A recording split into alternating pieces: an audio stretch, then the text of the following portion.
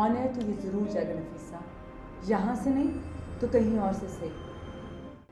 It's good. आपको अच्छा लगा? दरअसल फीमेल ओरिएंटेड सब्जेक्ट्स मुझे हमेशा से बहुत पसंद रहे हैं।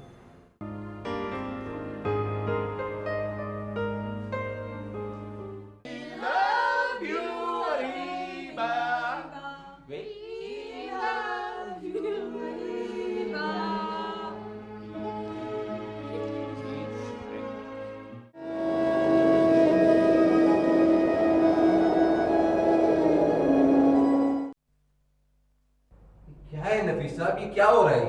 मुझे समझ में नहीं आता ऐसा कौन सा आप काम करते रहते हैं जो थक जाते हैं? पहाड़ खोदते रहते हैं क्या? कोई भी चीज ऑफिस में नहीं मिलती है। मैं नहीं जानता, आप उस प्रोमो की टेप ढूंढे, उसकी कॉपी बनाए और इसाक साहब को भेजें। क्या मतलब नहीं मिल रहा? आप उसको ढूंढिए, यहीं कहीं होगा। जाइए।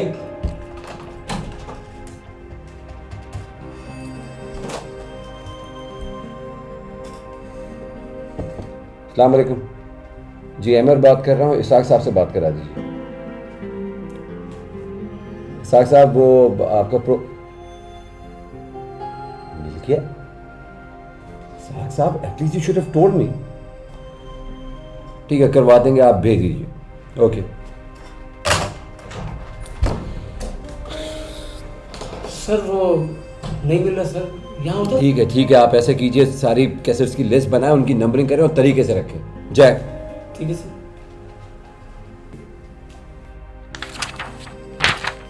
जाएं। कुछ नहीं था नफीस साहब, आप पहले एमएस साहब का काम कर लें, फिर मेरा कर दीजिएगा। उनका क्या काम करना है? He is assisting me, remember? ठीक है, आप पहले समय बीवी का काम कर दीजिए, फिर मेरा कर दीजिएगा। नहीं, आप इनका काम पहले कर दें।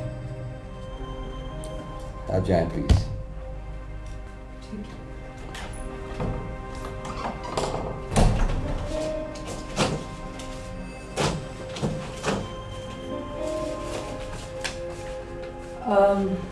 मुझे एक अलग कमरा मिल सकता है पॉसिबल? जी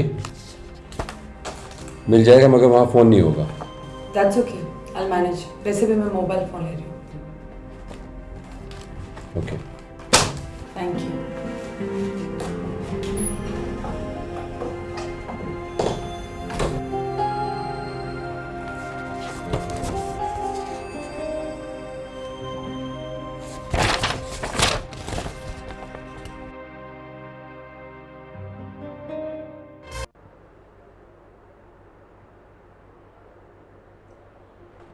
क्या सोच रही हैं आप? बस समझिए कि बुरा वक्त टल गया, महफिल मिला शरीफ कराइए, समझिए आप, और अल्लाह का शुक्र अदा कीजिए कि बिटिया अब संभलना शुरू हो गई है।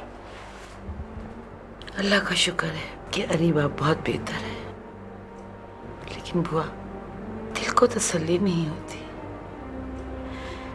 हर वक्त धड़का सा लगा रहता है। कैसा धड़का बीबी? बिटिया खैर से अब हमारे पास है।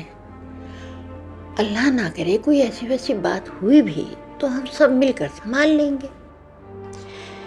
अगर हमें अंदाजा हो कि ऐसा वैसा क्या हो सकता है तो हम लोग ज़हनी तौर पे तैयार भी रहें। यही तो धड़का लगा रहता है कि अल्लाह जाने क्या होगा। जो भी होगा हम सब मिलकर उससे निपट लेंगे। बिला वजह अंदेशे पालने से क्या फायदा? अगर किसी दिन उसका शौहर आ गया तो? मैं तो कहती हूँ अल्लाह करे आए, मैं उससे पूछूं काहे को की थी शादी, यही हाल करना था बिटिया का। मैं तो सोच रही हूँ कि मैं शफीक भाई से बात करूं, वो लॉयर हैं, कोई ना कोई तो अच्छा मशवरा देंगे। लो, अभी पता तो चला नहीं है बेचारा वकील क्या करेगा। अल्लाह से दुआ करो कि बच्ची सेहतियाब हो जाए, फिर उससे उसके शौहर का पता मालूम करो। चाहे वो आए या ना आए, खुद पहुंच जाना उसके पास गिरबान पकड़ने के लिए। बुआ, तुम इतनी बहादुर तो नहीं थी। बीवी, जब बच्चों पे बात आती है ना तो हर माँ शेरनी बन जाती है। आपको भी शेरनी बनना होगा।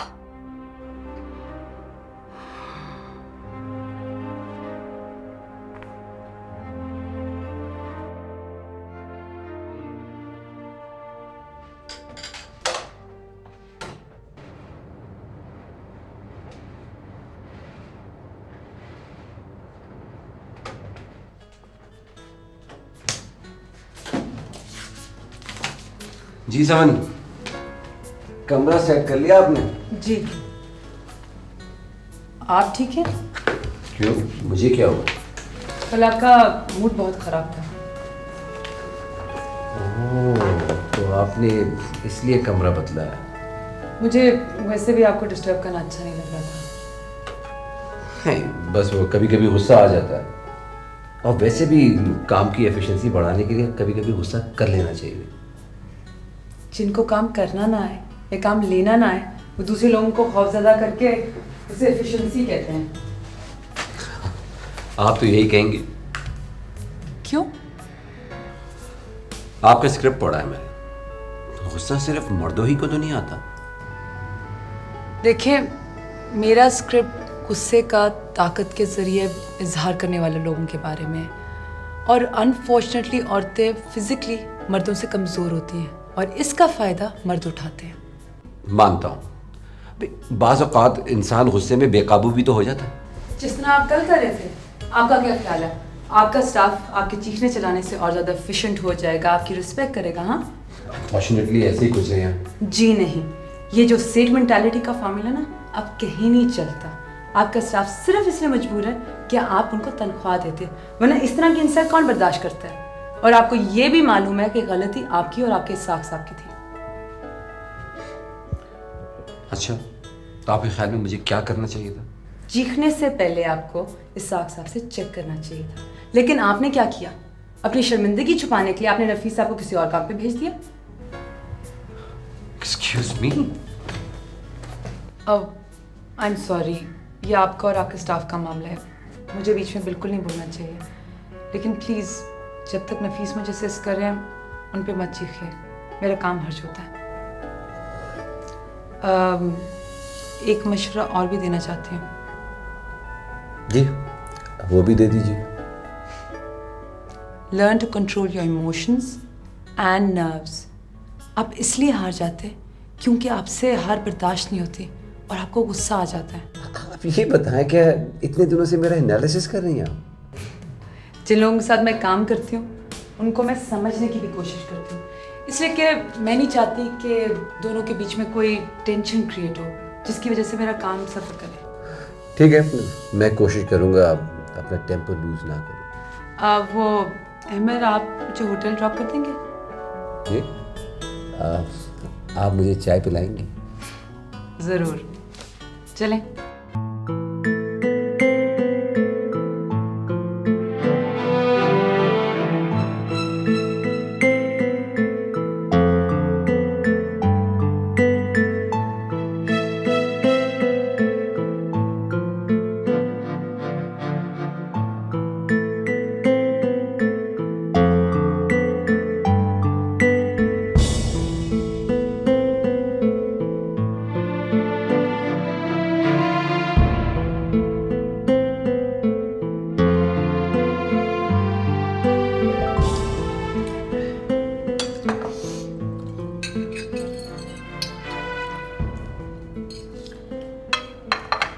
ये कबाब जरूर चखना, समझे तुम?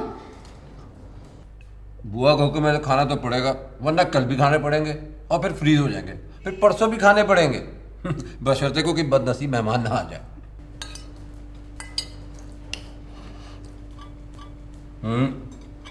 ये बुआ के हाथ के कबाब नहीं है। वाह, क्या पहचान है बुआ के हाथ की। और अम्मी ना, ये आपने कबाब बनाए। ये भी सही है। और अरीबा से तो ये तवक्को की जा ही नहीं सकती। बुआ ने ना तुम्हारे लिए एक और लड़की ढूंढी है, उसने बनाया। ओहो, जभी देखो हूँ कि ये इतने बज़ायका बुरे कबाब किसने बनाए, कहाँ से आए हैं ये? हाँ, कबाबों में क्या हो गया बच्चे? अरे मैंने तो बड़े एहतियात से तले थे और एहतियात से मैंने मसाला डाला था। ये आपने बनाए? हाँ, तो और कौन बनाएगा बच्चे? मैं चक्के देखती हूँ। जभी देखो हूँ इतने मजेदार कबाब बुआ के अलावा और कौन बना सकता है? वाह बुआ, कमाल कर दिया आपने। खुदा का लाख लाख शुक्र है कि तुझे कबाब पसंद आ गए।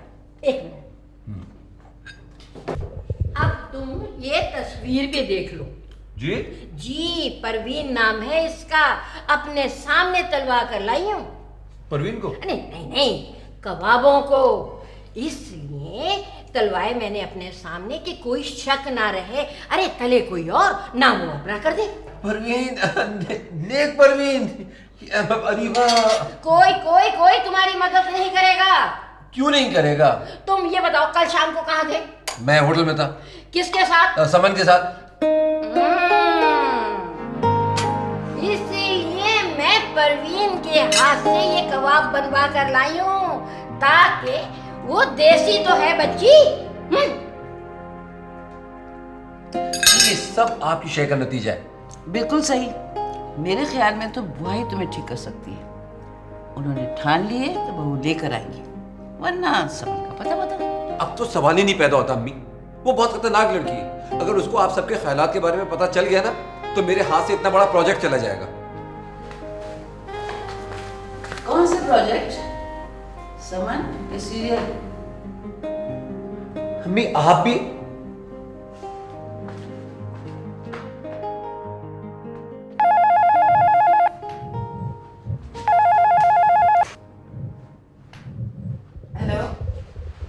शुजात, कैसी हैं आप? जी मैं ठीक हूँ। दरअसल इस वक्त मैं ज़रा मसरूफ़ होंगी, लेकिन मेरी बात सुन के आप खुशी में सारी मसरूफियात भूल जाएंगी। कैसी बात? आपको पता होगा ना कि अवार्ड्स दिए जा रहे हैं। जी। आप बेस्ट एक्ट्रेस के लिए नॉमिनेट की जा रही हैं। आपको कैसे मालूम? हाँ, जिस तरह मुझे पता है कि आपका भाई आसिफ आजकल अच्छी सोबत में नहीं बैठ रहा। शुजात साहब, आपको फिक्र करने की ज़रूरत नहीं है, आप सिर्फ फ़ोन पे बात करें उससे। मेरे दोस्तों ने मामला संभाल लिया वहाँ। आखिर आप क्यों कर रहे हैं ये सब कुछ? निगार सिर्फ आपको फिक्रों से आज़ाद करने के लिए और आपको खुश देखने के लिए। खुदा हाफिज़।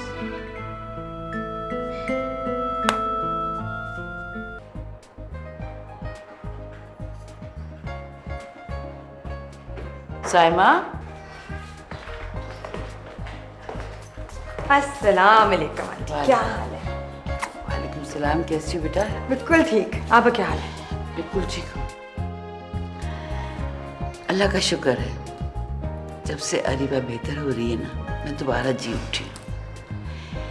इसमें जो तुमने हमारी मदद की है ना, वो मैं जिंदगी भर नहीं भूलूंगी। कैसी बातें कर रही हैं आप आंटी? अरीबा मेरी दोस्त है। अच्छा ठीक है, तो फिर एक और काम करो, किसी तरह भी जी। तुम अरीबा को डॉक्टर वजाहत के पास चेकअप करने के लिए ना तैयार कर लो, ताकि हमें पता तो चले कि वो भूलती क्यों नहीं है। कोशिश तो कर रही हूँ आंटी। अल्लाह तुम्हें खुश रखे और तुम्हारी गोद जल्द हरी करे। ये हुई ना दुआ। इस दुआ के लिए तो मैं अरीबा को कंधों पे उठा के भी ले जाऊंगी डॉक्टर वजाहत के क्लिनिक, और आप देखिएगा कंधों पे ही लेके जाऊंगी।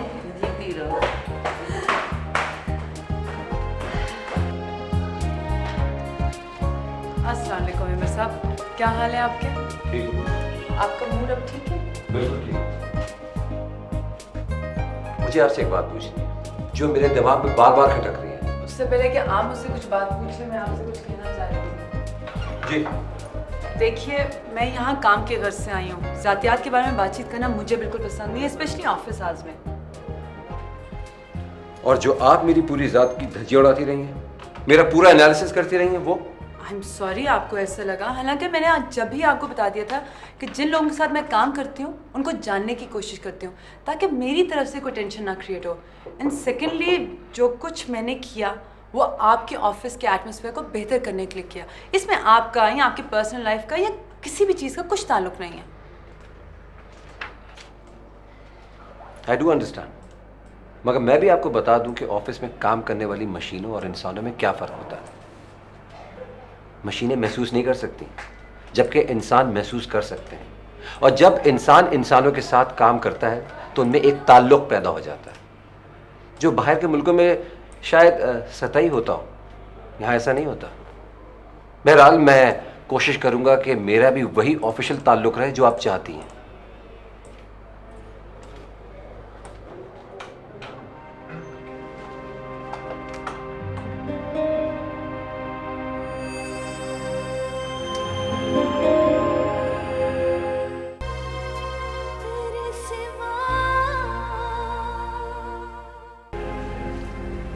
करूं डॉक्टर वजाहत को फोन?